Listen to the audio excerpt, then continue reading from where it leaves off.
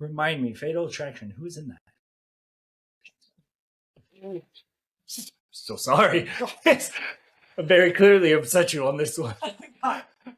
We don't have time for the podcast. Whole new episode Whole right new here. Okay, episode. changing everything. Oh, yeah. No, it was Glenn Close and Michael Douglas.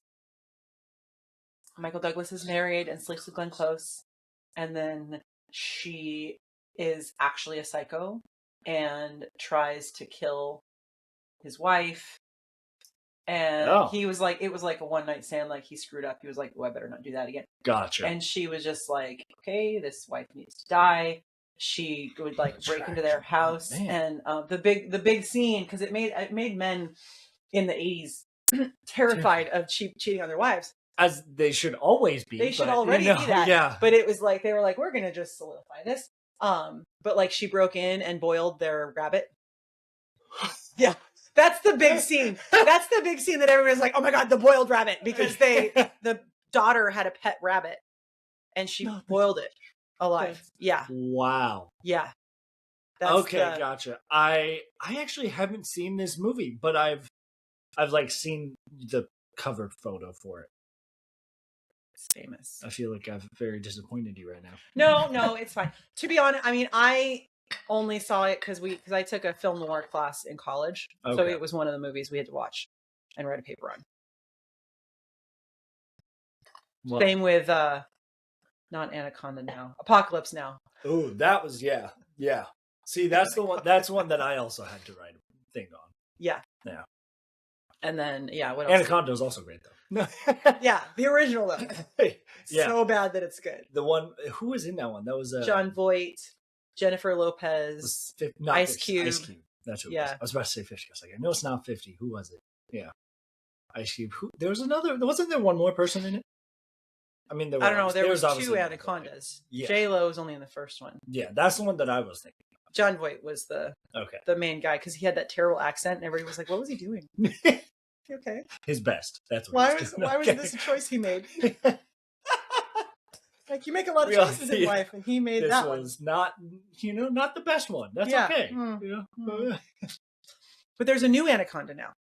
Yes, this is with Jack Black and Paul Rudd. Yeah, which honestly I kind of want to see, partially just because I like both of them. I don't know if it's going to be any good, but I don't know. I can't decide if it's going to be good, like Jumanji level funny, or if it's just going to be like.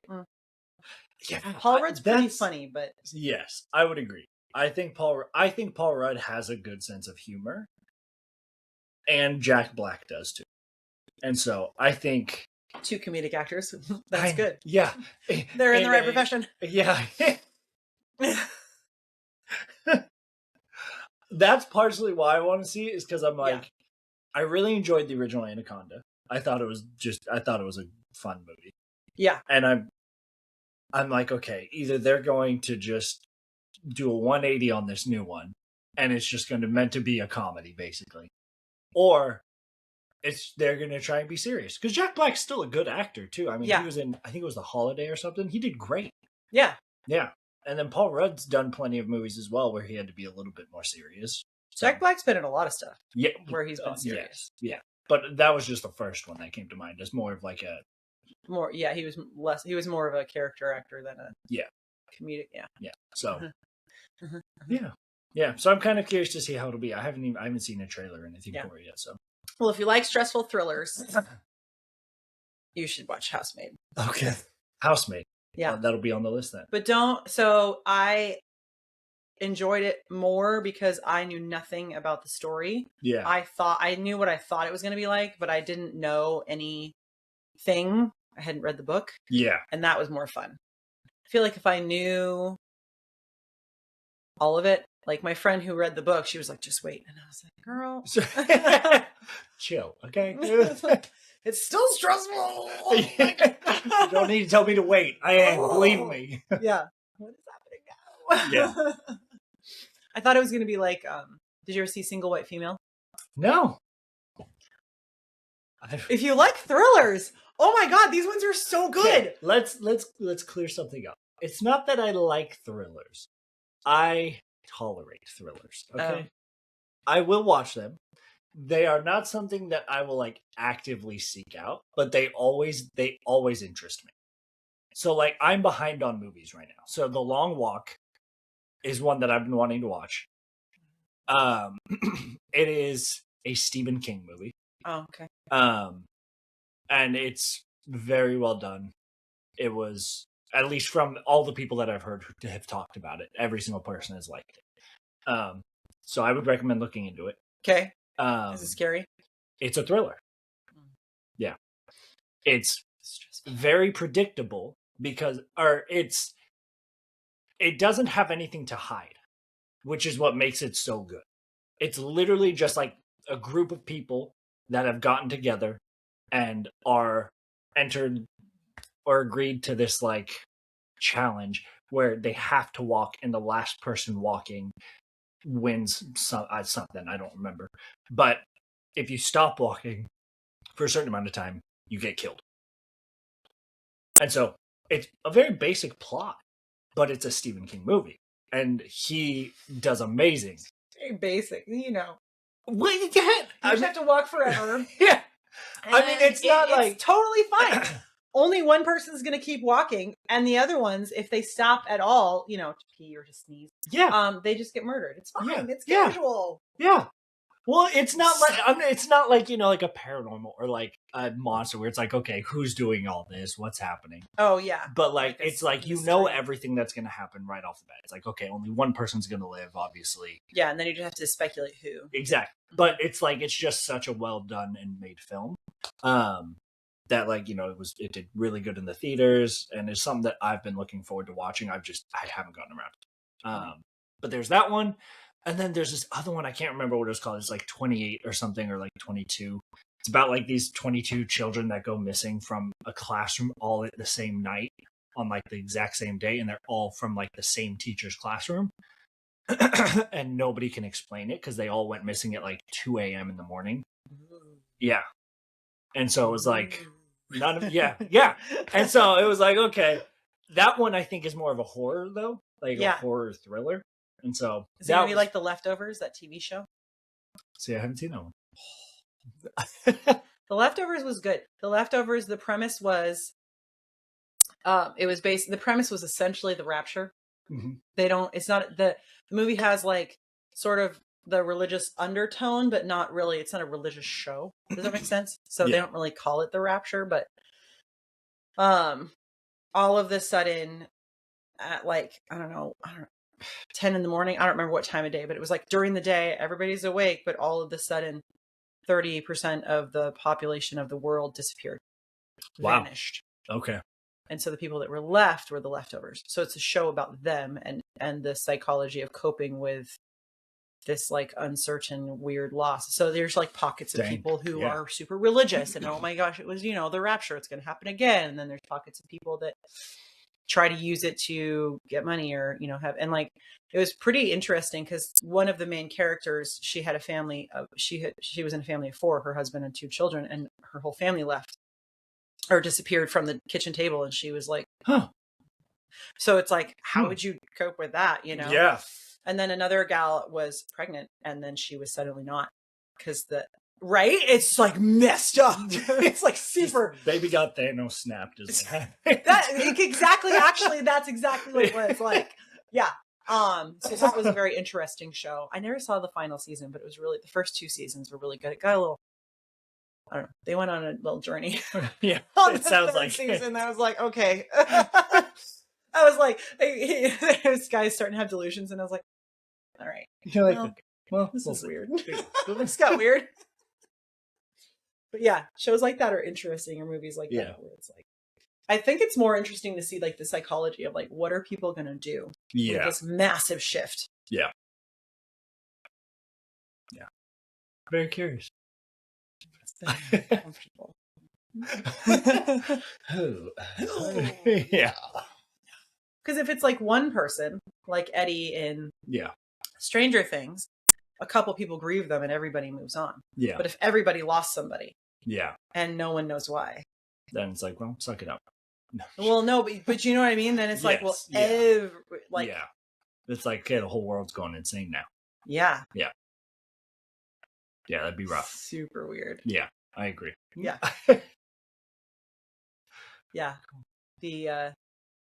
Yeah. Single white female is a woman in the 90s who moves in to a girl's spare room and, as it turns out, is a total stalker psycho and starts to dress like her and tries to be her and tries to essentially kill her so she can become her.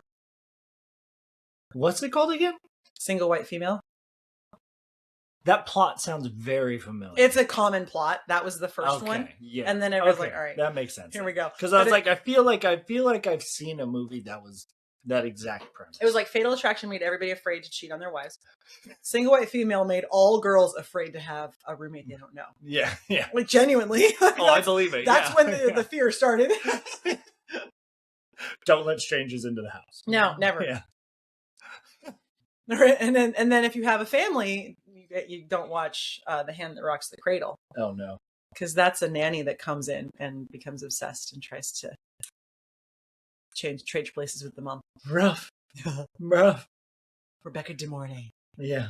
Back when she was famous. Do you remember her? Rebecca, the name sounds very familiar. Rebecca De Mornay was the love interest in Three Amigos. She was Kiefer Sutherland's love interest. So that's how. Maybe it doesn't sound familiar. Blonde. She's blonde. She always had bangs. All of her characters always had the same haircut. Okay. Long hair. Yeah. Yeah. Very Famous in like 92, 93. That was her time. Yeah. Okay, cool. Well, these give me a lot of movies to like think about. You give me a lot to think about. Thank good podcast. Yeah. Thank you all for joining today. Yeah. Appreciate it. His parents raised her on movies. Who had no friends? Oh. This guy. He's got 2 thumbs and no friends. Both of us. Well, you have a friend in me. Didn't know this was Toy Story. I was wondering if you know that reference at least. Yeah, I'm sure better, honestly. Oh my goodness. Jen, I appreciate you coming back. Last time you were here, I know, right? Yeah, great. Was that whole good thing segue? Recorded? Yeah, 100%. Oh, no. Yeah, that's fantastic. You can have a blooper reel. That's something that we've definitely been thinking about potentially doing. Yeah. Of just like, if not each month, like at the end of year, just have a big blooper reel of like all the conversations those, like, before they start. Do and have like a reel, like a short reel of just all the inhales. Have you seen that? Oh, just like I had my Gen Z person edit my commercial, and it was just him going like right before he spoke. So good. That's amazing. It was just a whole bunch of like.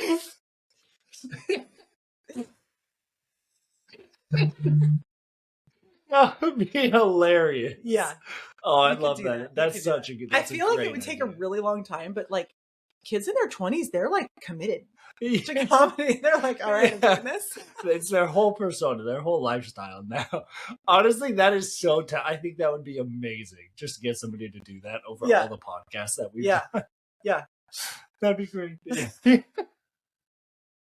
Oh my goodness. Okay, well, full disclaimer. If I sound every now and then like my voice is raspy or I'm slightly losing it, that's just because I had soccer this morning, and so there was lots of yelling going on because it's just fun. Sure. It's because he had soccer. Yeah. Sorry, I broke the fourth wall there. Okay, this is a podcast. I don't think that's a thing in a podcast. Maybe it is. I don't know. I'm not. Yeah. But no, it's good to have you back. Last time, obviously, we had a whole different setup. So yeah, you are one of the first people who get to see this new one. So yeah, right. Very nice. Yeah. So I'm glad that you're able to come over, and I'm glad you're willing to share more kind of about this kind of continuation of the story that we talked about last time. Yeah. Because last time you were in, we kind of went over your journey with cancer and just kind of, I'd say, the more physical aspects of it all and how you dealt with it, and just the support system you had. And I think we were kind of dive into that on this one, where it was like more of how was the support system for you and how was the mental battle, because that is a lot to go through over, being cured and then kind of having it again and just going through all of that. So I'm kind of curious for you, like when you first got it, what was going through your mind at that time? So it was very interesting because when I first got the diagnosis, I was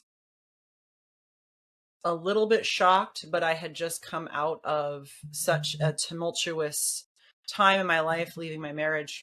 Yeah. And so I was like, well, all right, I guess. Like that track. Do you know what I mean? I was like, okay, just one more thing. Just one more thing.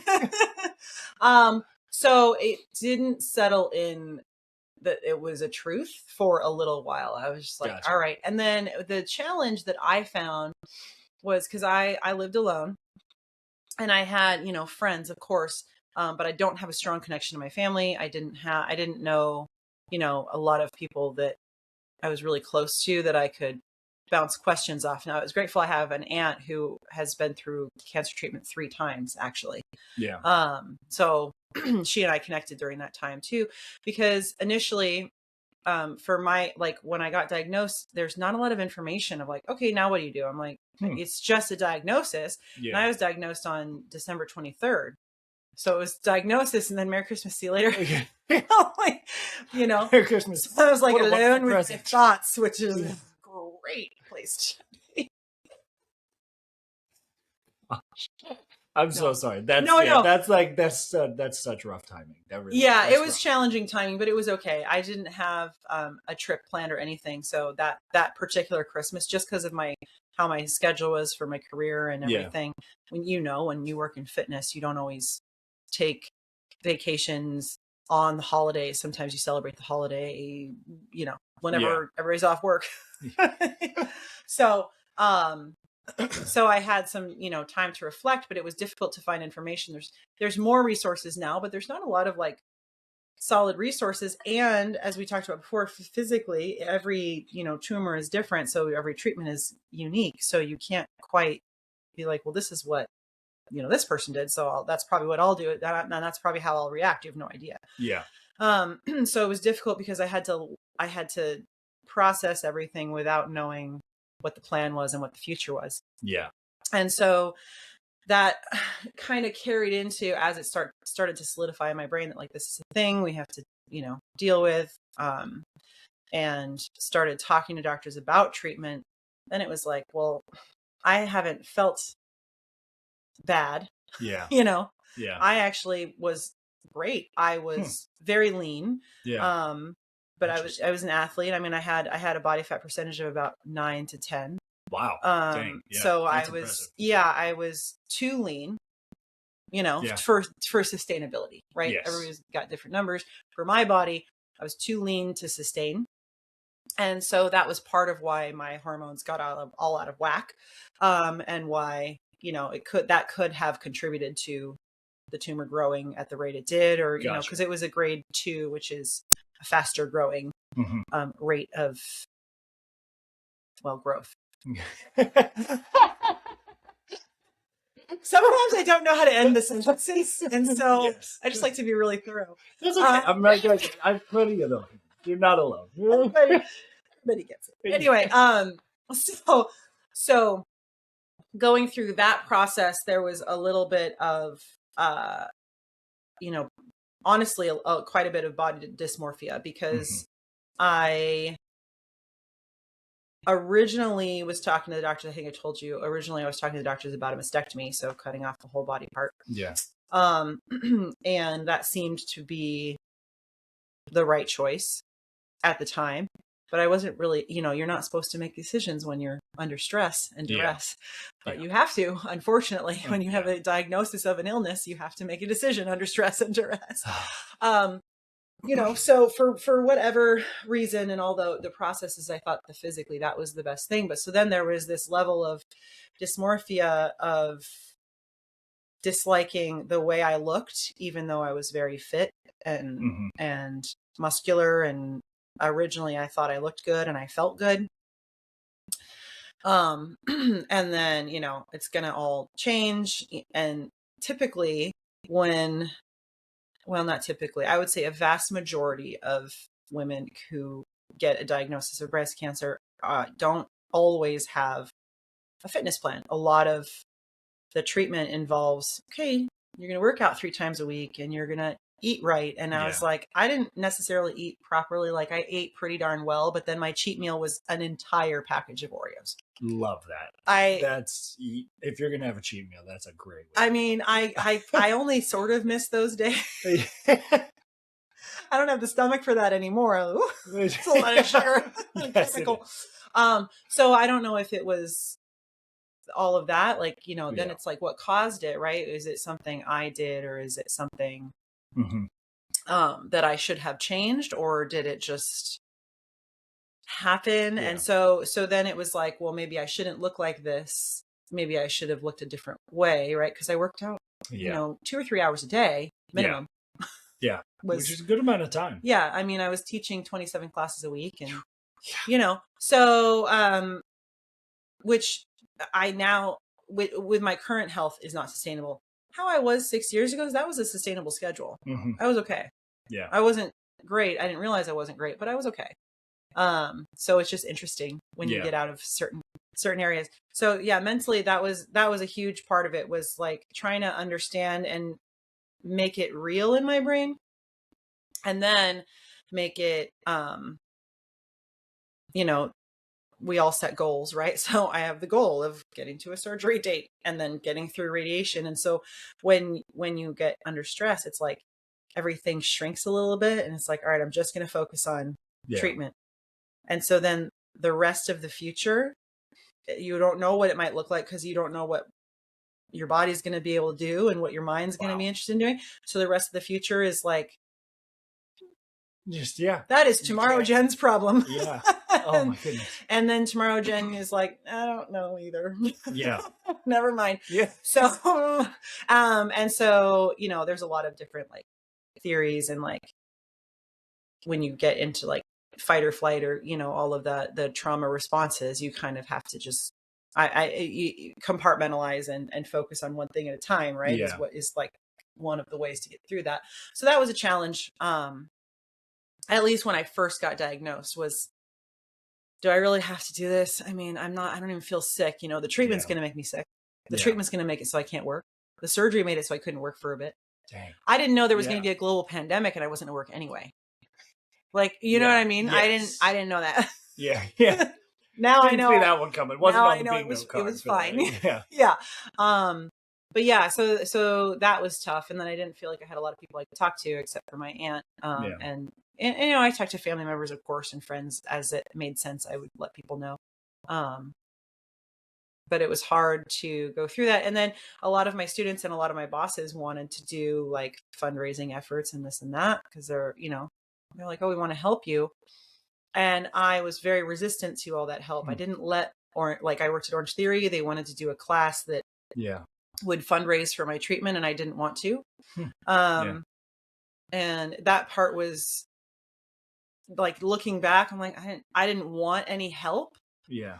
because even money, like, because then it was very, very real that this was a thing I had to do. So it was kind of just like your way of separating yourself from the reality of it.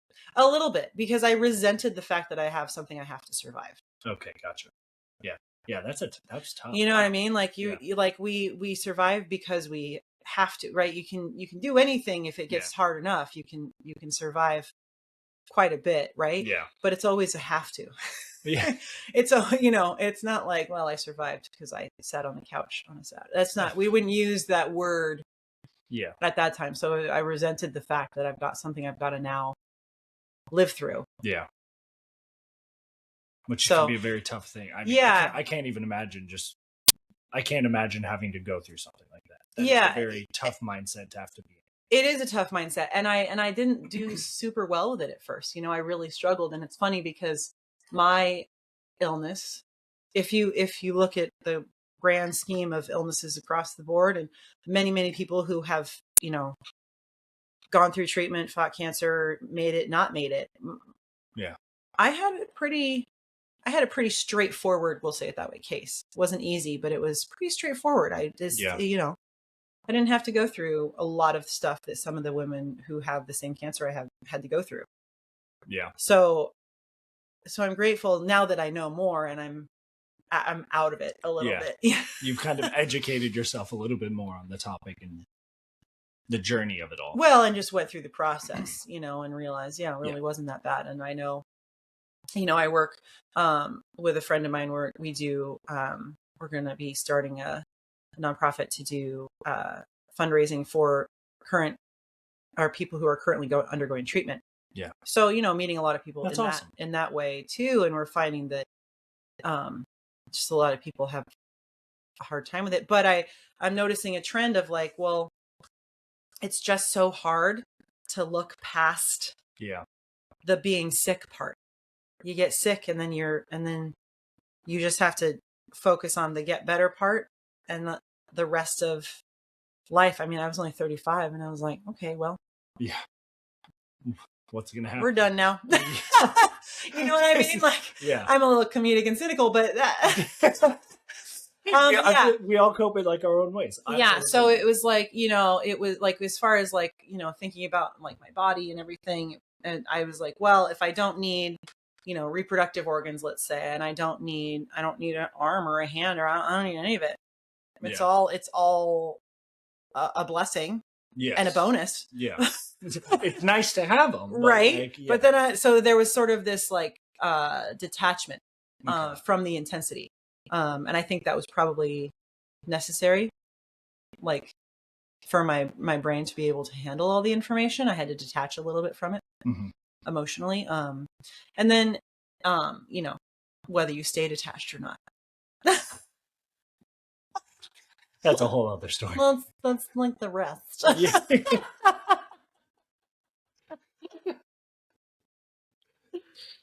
Yeah. So that was the diagnosis piece, and like the first few months, because I saw my doctor for the first time in January, and then my surgery was not scheduled until March. Okay. And that lag time was very stressful, and I don't quite understand why there was the lag. But I would assume I don't think that my doctor felt confident in my decision to get a mastectomy. Okay. So she wanted me to say it to her like 2, 3, 4 times. Because that's the other challenge that's stressful when you're going through the process, or when I went through the process of my getting diagnosed and then talking about treatment options. There's a lot of options. And unfortunately, it's all a choice. It's not, okay. Health insurance, it's not an elective surgery to have a tumor removed, but you sure, it's your body. You don't have to do it. You could just keep your little tumor and trust. Yeah. You really, I mean, genuinely, you can do whatever you want. It's not actively, it wasn't actively killing me. It wasn't actively giving me symptoms. It was just a bump at that time. It was going to make things go real south, real fast. But so I think it was hard because they told me all the options and all the treatment. And then I think because I was at appointments alone, I didn't quite hear the recommendations. It was just like, an appetizer, sampler, platter of treatment options and courses. And this is what we can do. Yeah. And it wasn't that many options, but they were like, do you want to do it? And I was like, well, no, I don't want to have surgery, and I don't want to have radiation. I don't want to take a pill for 10 years. No, thank you. Yeah. And they're like, okay, so then do you want to? That was the conversation. Yeah. And it was very frustrating because every time I went, I was like, all right, you're going to ask me if I want treatment again. And I'm going to tell you, I just need you to tell me which one you want me to do. And they're like, well, we don't want you to do any of them. I'm like, okay. You're like, great. We are on the same page. Yeah. Okay. No one wants to do this. Yeah. But what are we going to do? But we got to do something. You're telling me we got to do it. That's interesting. Okay. Yeah. So, because radiation is a choice. Yeah. Chemotherapy is a choice. Yeah. I was prescribed tamoxifen. I think we talked about that last time. And that is a choice. Mm-hmm. You don't have to take it. I appreciate that it's a choice. That's lovely. Yeah. I'm grateful that I had a choice, because there are some people where it's not a choice. There are some people where it's like, we got to do this, or you've got, a shorter time span, right? Yeah. It's a lot more urgent. Yeah. I was not in that level of urgency at the time that I was going through all this. So that was hard too, because I had to choose. It felt this way. Yeah. Is this reality? I don't know. This is how it felt to me. 35, I was a fitness instructor. I just got divorced. I just finally started dating again. Yeah. And then here we go. And then boom. And then, yeah, never mind. You don't need that. Joy? No, you don't need it. No. What's that? Fun? No. Never heard of it. No. And so that was what it felt like to me, was they're asking me to choose to have a surgery that was going to limit my career. Yeah. Is what it felt like as a fitness instructor. You know, my body was my job. Yeah. Severely limit my social life. Again, I had just started, you know, it was all these things where I was like, okay. Yeah. I mean, I have to, but you're also making me say that I want to and I don't want to. Yeah. So it was this really interesting thing of being okay with like looking different and feeling different and being okay with that helping and going through this, you know, getting some delayed gratification, right? Which is uncomfortable for humans. Yes. We don't like delayed gratification. We want it all right now. Yeah. Because that's more fun. And that's, I mean, mentality. We can have more conversations. It's a little lazier, but like I have to do this super hard thing that I don't want to do in order to live longer. But I was already detaching from like the long-term future. So I'm like, why do I need to live longer? What is the reason? Am I actually supposed to be here? I know it gets kind of heavy because it can get really dark. It's like, well, I'm not really supposed to be here. Like the universe gave me cancer. So why do I need to live longer? What is the reason? So it was like a swirl of all of these questions, and that made it hard to focus. So then, all right, focus one thing at a time. Surgery, then focus radiation, and then take a pill for 10 years. And I was like, didn't like that. You're like, I don't know about that one. Yeah, that was rough. I'm happy with my decision there, but do you mind if I ask a quick question? Yeah. So just to clarify a little bit, because I remember, I think last time you were on, you talked how the doctor that you had at the time was like somebody who you really trusted. She was like becoming a really good friend of yours. Oh, my primary care. Yeah. Yeah. So is she the person who is having a lot of these conversations with you of like what your options were? No, that's my oncologist. Yeah. So my primary care was, so this is interesting. So my primary care, she's the one who told me, she's the one who told me I had the diagnosis. And she set me up with my oncologist. And then the way it worked where I went is my first meeting was I met the I met the surgeon and the radiation specialist. Yeah. That's not her title. I'm messing up her title. Oncology radiologist. Maybe that's it. Something like that. Some very, very skilled woman. Actually, I loved my radiologist. She was really, really intelligent. And then I met the oncologist who does the follow-up care after you have your surgery, but I only met her briefly in my first meeting. And then the follow-up meetings were all with the surgeon and her team. Okay. And they were all so good and so smart. But, you know, the first thing you have to do with the first step in my treatment was surgery. There was no need. Some people who have different cancers have to do chemo first and this and that first. Yeah. That didn't make sense for what I had. So so my surgeon was the one who was, that team was, they needed me to say, okay, because they were like, we're not going to tie you down. Gotcha. Do you know what I mean? Yeah. So I totally understand where they were coming from, but in the moment I was like, just tell me what just take it. I don't know. I don't know. Like, really? Yeah. You know, I had to decide what to have for breakfast today. Do I really have to decide how much organs you take from me? You're like, you guys are always telling me what medicines I need, but you can't tell me what route I should go now. Yeah, exactly. Yeah. And so then, and it was funny because I had some confusion about medication, and it was at the tail end of my radiation, and I had gone to see my primary care, and I was seeing, and there was a lot of doctors. There was 3 doctors. Yeah. There was like oncologist, my primary doctor, and I think a blood specialist. I think I was getting a blood hematologist situation. Okay. Yeah. Yeah. This whole little trifecta of people. And I remember going to my primary care and I was just so confused because everybody was telling me something different because they were all trying to help. Yeah. And they were like, well, this is what I think. And, they just hedge their bets, right? They're like, well, this is what I think is going to work. But they also, I don't think that the medical profession, I don't think they're given enough time to like talk to each other and work together. Yeah. I just don't think in the way our medical system is, these people don't have time to see each other. They're so inundated with patients and tasks for insurance that they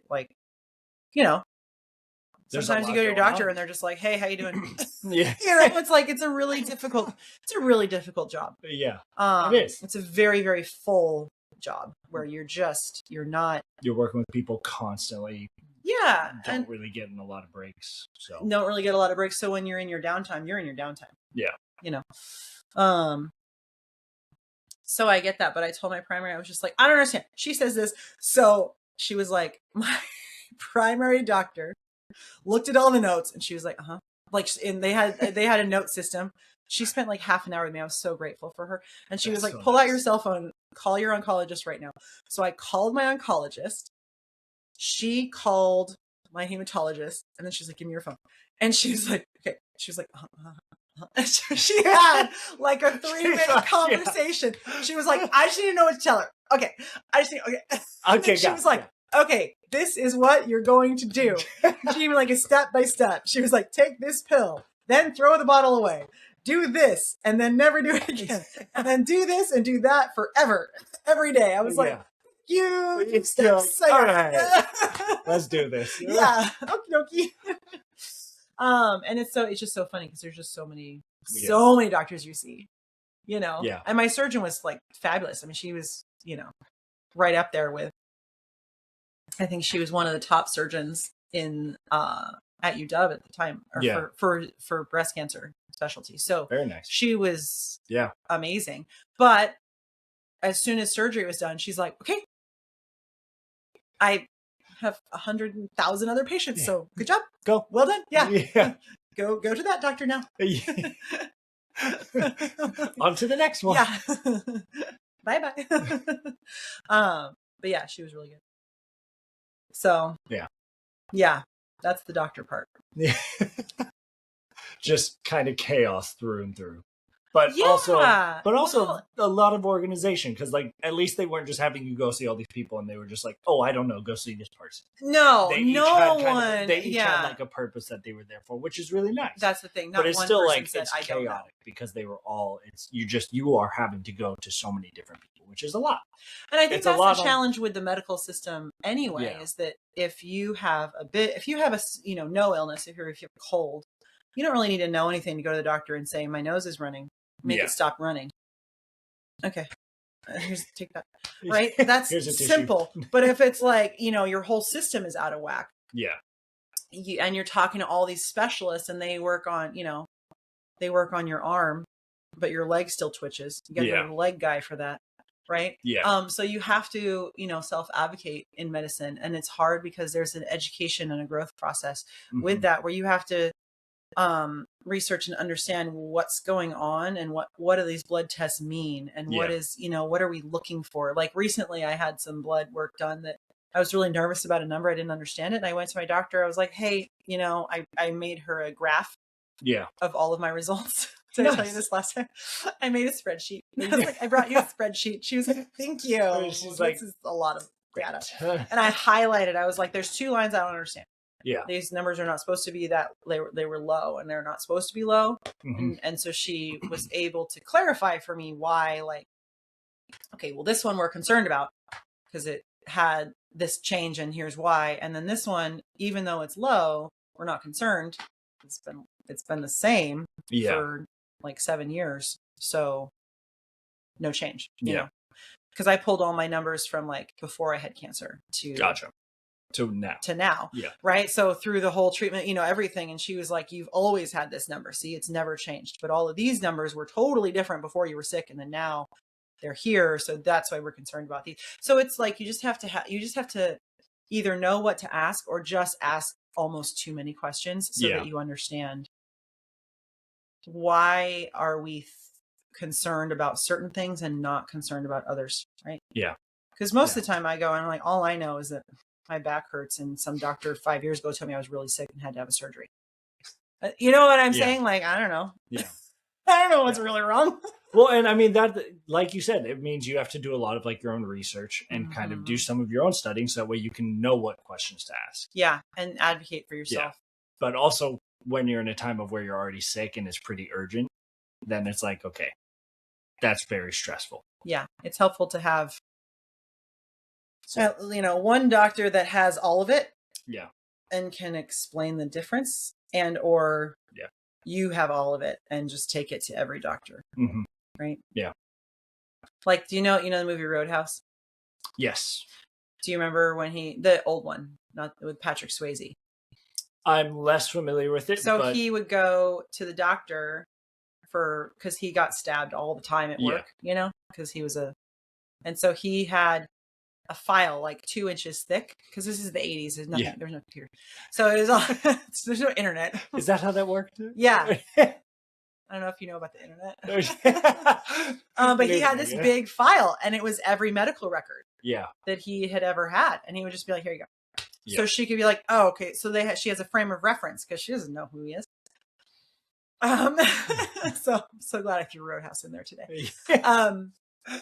But so I kind of had to do that a little bit too. Like, all right. I mean, my medical folders, I had them everything printed out, and it was thick. Yeah. And then recently I've only kept, the things that I need, because I have a lot of it digital, but yeah.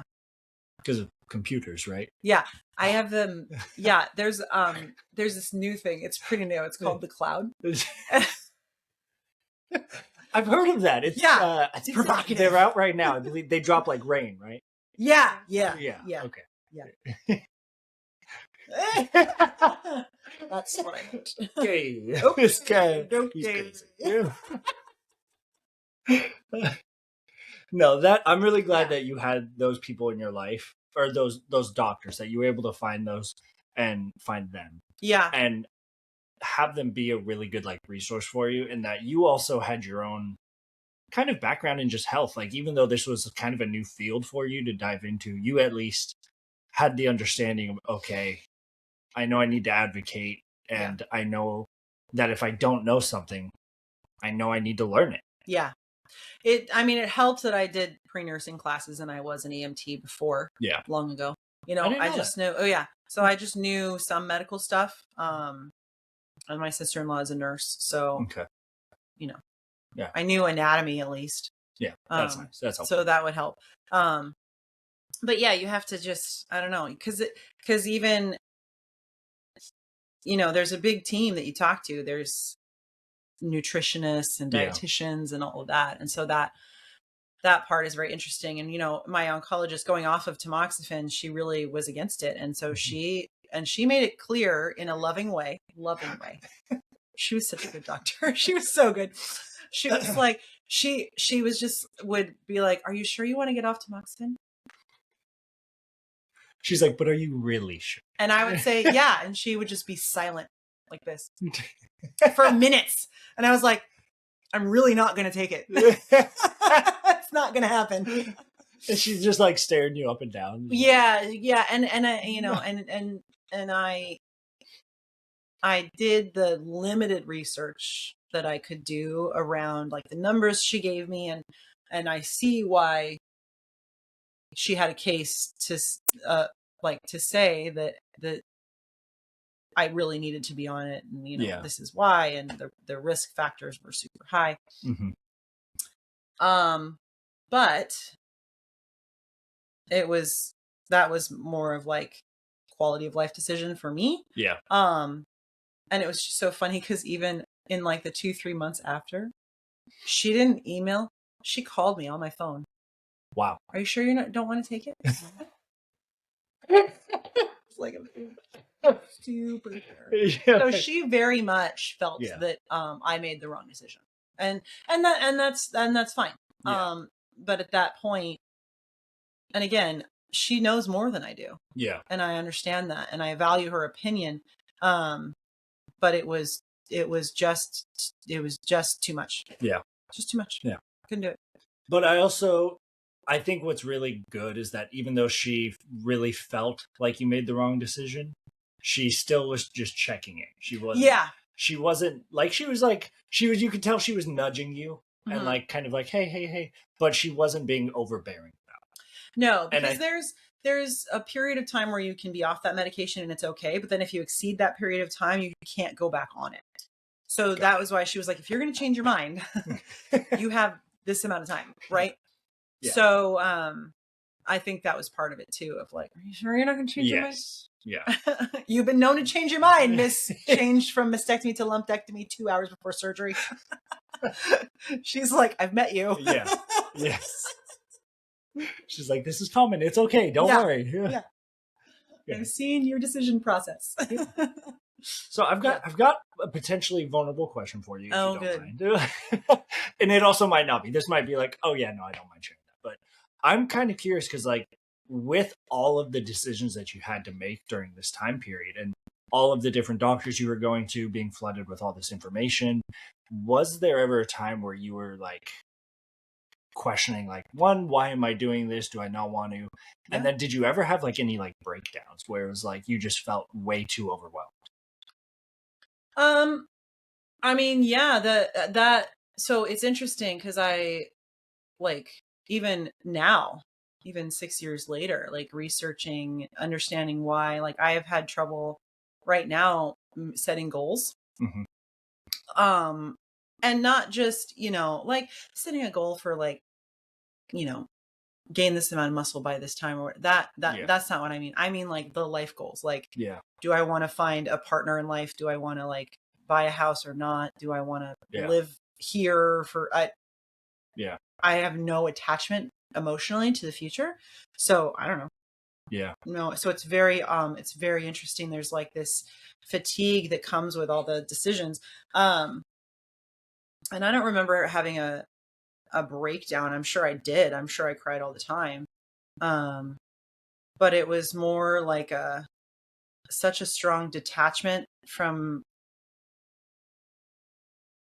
like the future, because also it was more, it was interesting because that ended up being more of a thought like, well, I'm really not supposed to be here, which is, talking to some friends who've gone through treatment as well. They're like, yeah, like, it's like, we're not actually supposed to be on this planet. Like, this is not correct. So why do I need to do all this hard stuff? Cause why? Yeah. You know what I mean? So, that has been interesting because that still kind of lingers, I mean, I have my job, I have a cat, I've got a car. It's fine. Yeah. I'm pretty living large, You're doing pretty good. Pretty good. Pretty good. And I have a great group of friends and all of that, but there's still, yeah. We're best buds. Yes, you made the list. Yes. Sorry, go. It's fine. It's fine. I keep it in my pocket. Sorry. I was trying to make it weird. Did it work? I think it's fine. It's fine. It's casual. So yeah, this like, this sense of like, I think everybody can go through something like that of like, what is the meaning of life, right? Yeah. And having this sort of blind faith that it'll all work out. Yeah. But for me, it was that the like, what is why would I have faith if working out, if it all working out is me doing exactly what I'm doing now. This is, 5 years ago after treatment and everything. I'm like, all of it working out is me just still getting up and going to work and coming home to an apartment to eat some food and go to bed and do it again tomorrow. Why? What is the reason? Yeah. So that has been interesting of,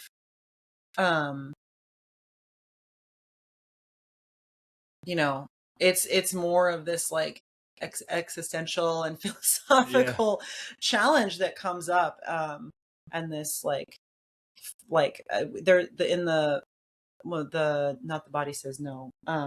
The book, The Body Keeps Score, they talk about the foreshortened future. And a lot of people who go through trauma or cancer survivorship or long-term illness or just like compounded chronic stress, they have this inability to see the future. Mm-hmm. So, you know, I was talking to a friend of mine a couple weeks ago, and we were both like, yeah, she said it, and it resonated because that's how I think too, of like, you know, she's like, really, I can only think about 48 hours in advance. Interesting. So like, that's wild. Yeah. And there's not a sadness accompanied with it. Yeah. There's not an anger. There's not an emotion accompanied with it. It's just like an just inability to like if you were to ask me what I'm doing next weekend, I know, because I wrote it down on a calendar, because I know I have to exist in the world, and people count on me to be places. Yeah. But I don't know. Yeah. It's kind of just the way it is. It's just... no idea. Like, I know that there's a Saturday coming up in the week, and I'm going to be somewhere. Yeah. I guess. Isn't that interesting? Yeah. I guess.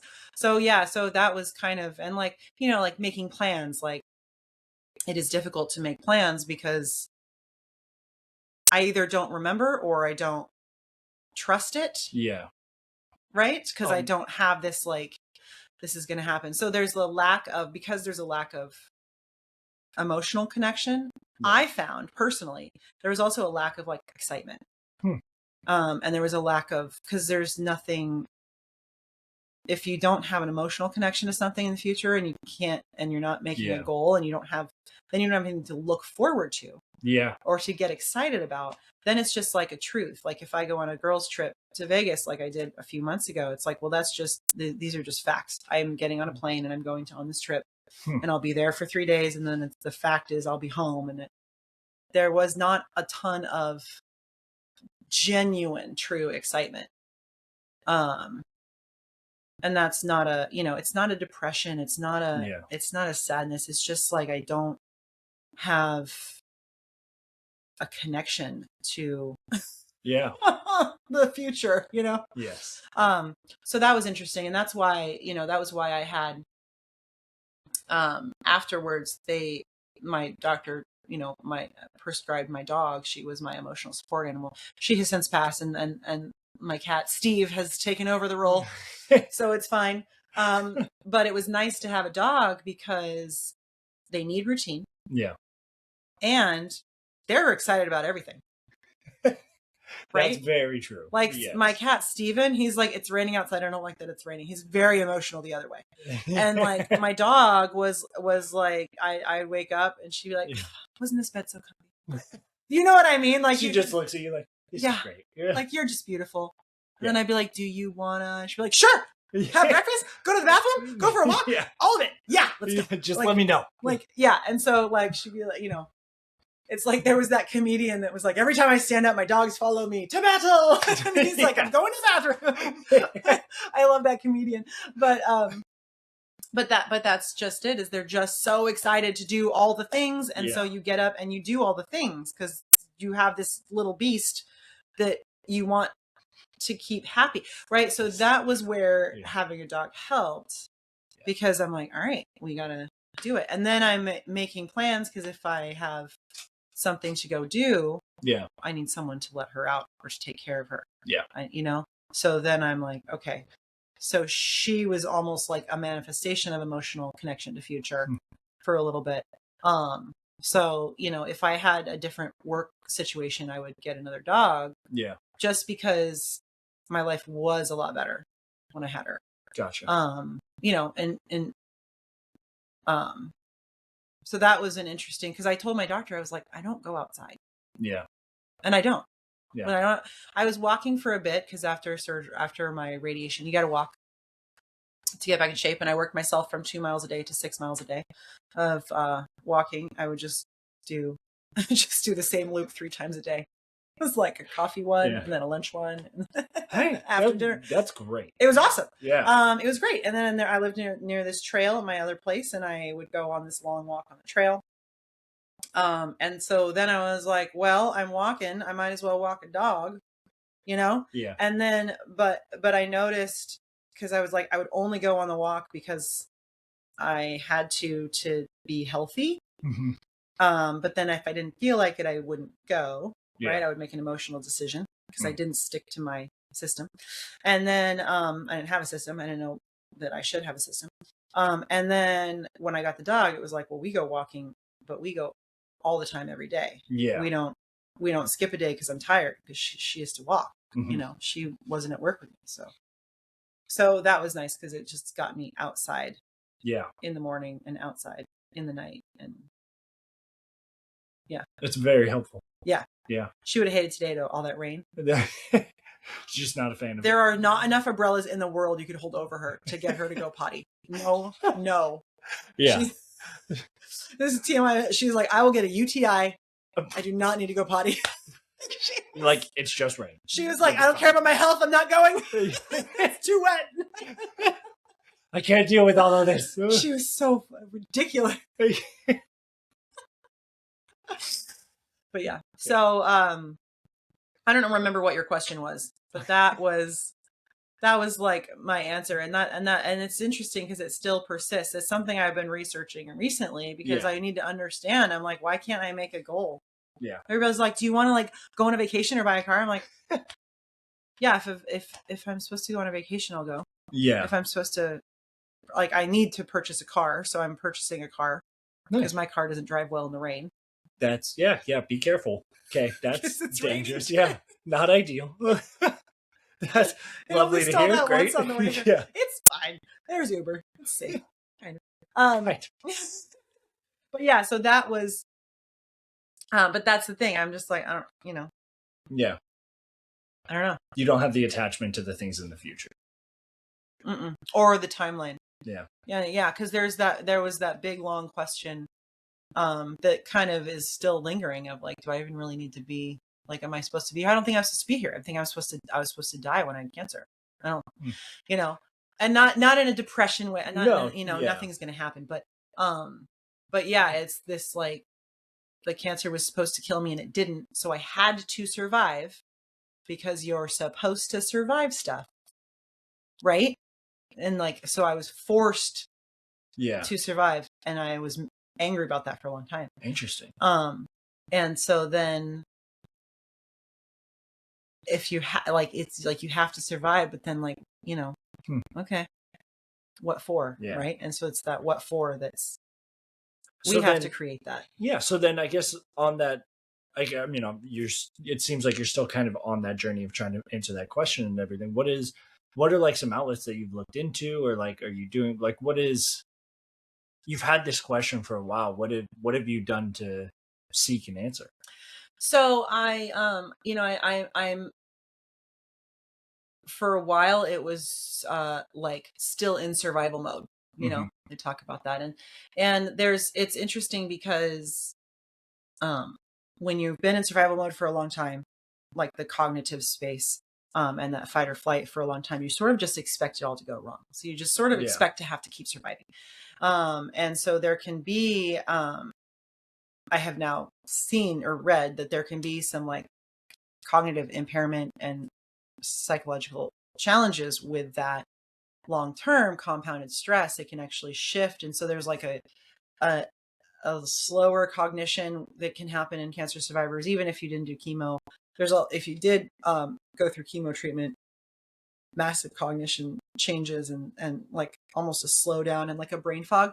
And so you're either in this hyper like fixated awareness state, or you're in this like brain foggy, I have no idea what's going on state. Yeah. And so it's very interesting. And I've just been like dancing between those two states and seeking homeostasis. Yeah. I've been able to find it.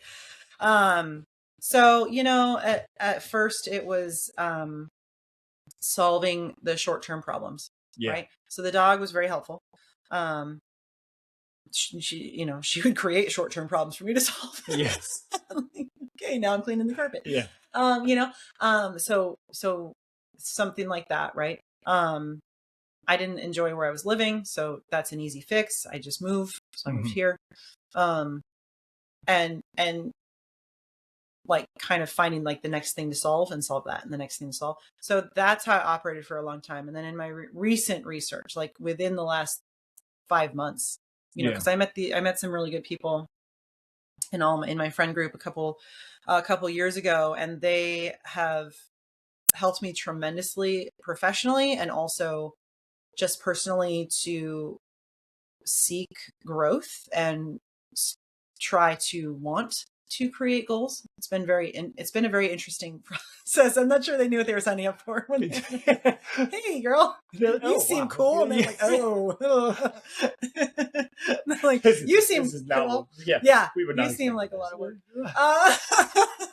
No, that's not the dynamic at all. They're fantastic. Yeah. They've taken such good care of me. So that's been really helpful, is to like seek people that sort of spark that for me. Because that's what I was seeking. Right. And like, hey, you have the answer key. Mm-hmm. So can I see it? You know what I mean? Like, can I have the answer key? I know you don't want to share it, but can I see the answer key? You know, because it's like you just want someone to tell you what to do, right? Yeah. If the problem is too big, okay, what's step one? Mm-hmm. Where do I have a 3-step plan from my doctor that I can just use? And so seeking connection to people like that, and all of the, you know, projects that I've worked on with friends in that regard has really sparked the engine, right? And it's starting to churn. And then more recently, it's because when I was reading into the Foreshortened Future from that one book, so it's just the inability to see the future as this long-term thing, right? Because there is still a little fear that I'm going to get cancer again and die. And every little tiny thing that happens, I'm like, is this cancer? Yeah. Or are we sure it's not? Yeah. You know, I think I've just decided that if something happens and it is cancer, I'll just deal with it then. Mm-hmm. Because it's not never going to happen again, unfortunately, with the way the biology of my tumor in my body is. It's, you know, it very well may happen again. It also may not. It's not never going to happen again, but you know, deal with it later. Yeah. That's tomorrow. But yeah, so one of the first thing that is suggested is to get that rigid routine, and that goes back to why I had the dog. It's that rigid routine. So for the last couple months, I wake up at the same time every day. Mm-hmm. I eat breakfast at the same time every day. I'm supposed to. I miss breakfast, but I also go to bed at the same time every night, and I have a long, you know, bedtime skincare. Yeah, girly, drink my tea routine. And so my bedtime is like, all right around 8:30. Yeah, because it's a process. Okay, you know, this doesn't just happen.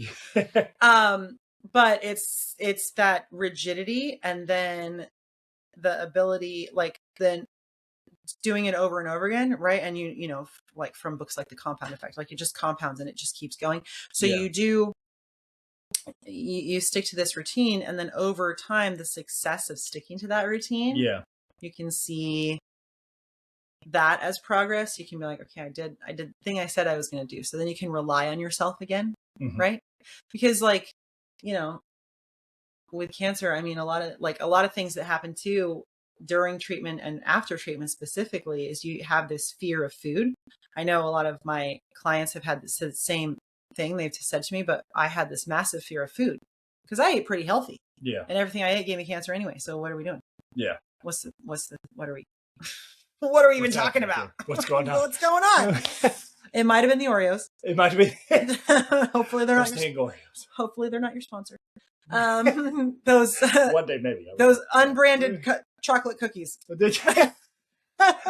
With some white frosting in them. If they're ever your sponsor, you're going to go back to this and be like, it might have been the steak. Just a little cut over. Yeah. It would just might have been the actual trash.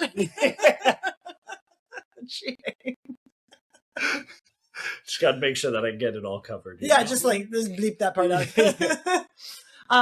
But, you know, so I had this huge, like, I talked to the nutritionist and I told him what I ate. And he's like, that's great. And I'm like, yeah, but I had cancer anyway. So what am I supposed to eat? And he was like, all that stuff. And I was like, so I get tumor again? What are we saying here? And I was like, he was so confusing. Yeah. But I ate really healthy and I worked out. So he didn't know what to do with me. And so it's like getting over all of that, and now, and being, so you question all the decisions you ever made. Yeah. Because if this didn't happen biologically, then it happened environmentally, right? And yeah. I must have done something to cause the tumor. Turns out it's probably just stress in that long word that I read to you earlier. Psychoneuro. I'm not going to be able to. Immunoendocrine system. Okay. The psychoneuroimmunoendocrine system. That's such a big. Yeah. I think that's multiple words, isn't it? That's not just one, because endocrine system, there's two different right there. I think it's one acronym. It's not an acronym because it's a long word. It's in a book. It's written in a book. Everything written down is true, right? Yeah. Just like everything on the internet is true. Yeah. Well, it's just basically his. Yes. Anyway, he's connecting the brain and the chemical changes that the brain can cause to the immune system and the hormone system. Mm-hmm. But also, food can cause a huge change to the hormone system. Yes. Oh right? my goodness. Yeah. You know, when if we look at the hormone system of a girl, right? We have a menstruation. If we undereat or we get too lean, we don't have a menstruation. Yeah. And that's very dangerous. Massive changes, right? Yeah. So there's this question of what did I do? And so then am I going to do it again? Because I don't know what I did. Nobody told me. Yeah. They were all like, we don't know. It just happened. I mean, genuinely, I never got hey, this thing that you did led to your cancer. They said, this is a fluke. We don't know how you got it. You'll probably get it again. We're really scared. Have all this treatment. We have no idea. That's crazy. Yeah. Right? Yeah. So I went through that, like, questioning every decision. And so then I didn't trust myself for a very long time. And so that's part of this, like, getting a rigid routine, teaching yourself how to trust yourself again and how to trust your decisions. Because, we all make decisions every day and we have to deal with the repercussions of our decisions. And if the repercussions are good, awesome. And if they're bad, we're like, well, that was a bad decision. Not going to do that again. That was a bad idea. But when you don't trust yourself then, and you don't have any, like, connection emotionally to what happens. Yeah. So then, I don't know. Was it good or was it bad? Yeah. Who knows? Hard to tell. Yeah. Dang. The world may never know. How many licks does it take to get the center of a Tootsie Pop? Do we even need to get to the center of the Tootsie Pop? Why are we doing that? You know what I mean? Like that's that's the intensity that can go through. Yeah. I also might just be a weirdo. That might be true. I'm sure there's probably part of that that's in there. Like, do we need to get to the center of a Tootsie Pop? Who has ever asked that question? Lots of people. Have they? Yes. Name? I'm one of them. Well, okay. And that is why we're friends. Yes. The little quirks, The little things. But yeah, did that answer your question? Yes. No. Okay. 100%. Yeah. No. The question was, I do have a little. So it's like, I don't know what is to blame, but I do have, like, that brain foggy forgetfulness. Yeah. And I didn't have this before. I felt that I was super sharp before. And now I do notice that, like, we'll be in the middle of a conversation. Yeah. I don't know. I don't remember what I was going to say. I don't remember what you were going to say. Like, you know what I mean? Like, I don't even know. So that has been interesting to like be okay with. Okay, I'm making decisions. They might be a little loopy because are they good decisions? I don't know. We'll find out. You gotta trust self here. And then and it's interesting because it affects how you show up in the world. Yeah. It affects how you show up in your career and in your personal life. People tell you something really important and you forgot it. It's like you feel horrible. But it's also like a chemical shift in the brain. Yeah. Going through a trauma.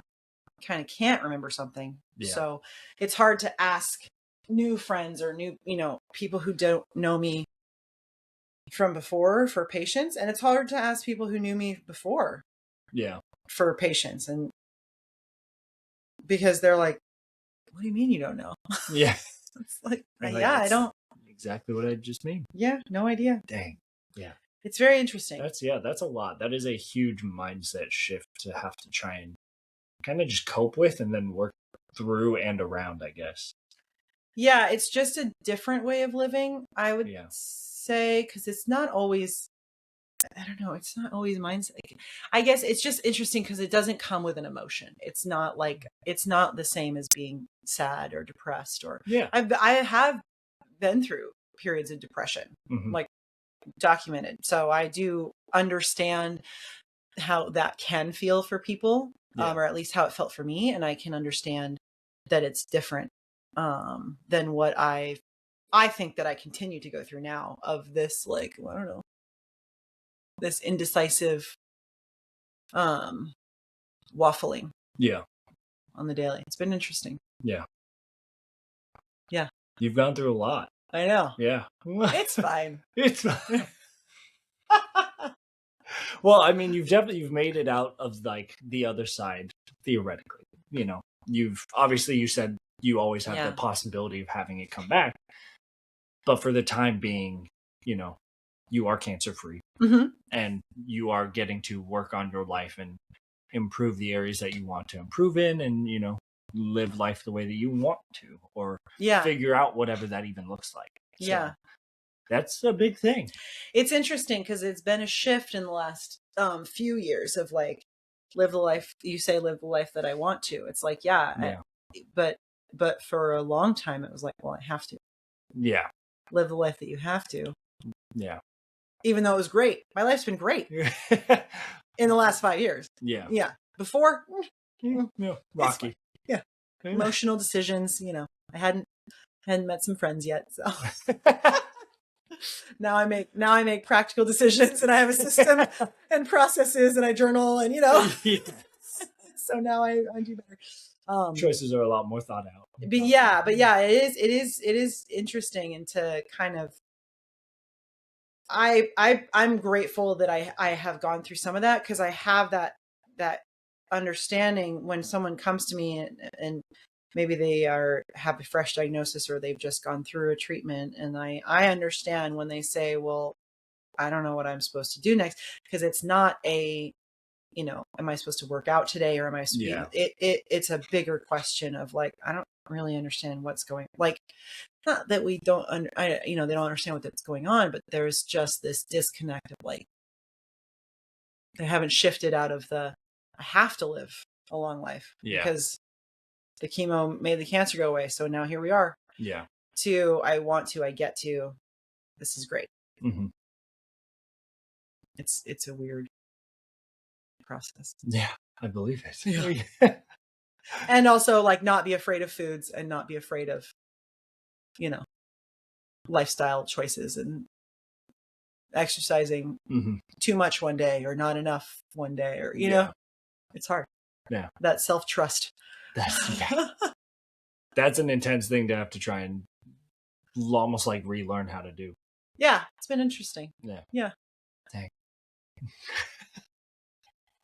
Awesome. Well, thank you so much. I really appreciate you sharing this. This has been incredible. This has been a great journey, and it's also been just very insightful.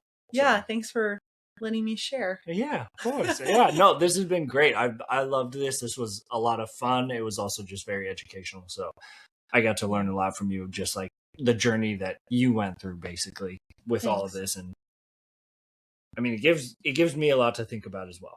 And it's a whole new perspective on. It's a whole new perspective on cancer, about something that I haven't realized, I would say. Well, and it helped me too, to like, okay, how am I going to put any of this into words? You know, and I maybe don't have all the correct words yet. Yeah. But that's, so it was actually very helpful for me too, to be like, all right, that's why I brought notes in a book. Yes. And you did great. You didn't even look at my notes. Yeah, you were fantastic. But yeah, I've shifted out of this like resentful period and into the like research mode a little more now. So I have more words around, you know, and it's almost like, if you don't know what the word is. You don't know how to describe what's going on. You're just like, ooh, Mhm. there's something. And then you read the word and you're like, that's what it feels like. That's what it is. That's the one. That's the thing. Didn't know that was a word, but now I do. Just finally grasping. Yeah. Yeah. Yeah. It's okay. Yes, it I'll read more words. is. But yeah, so thanks for having me. Yeah, thank you so much for coming on. It's been a pleasure.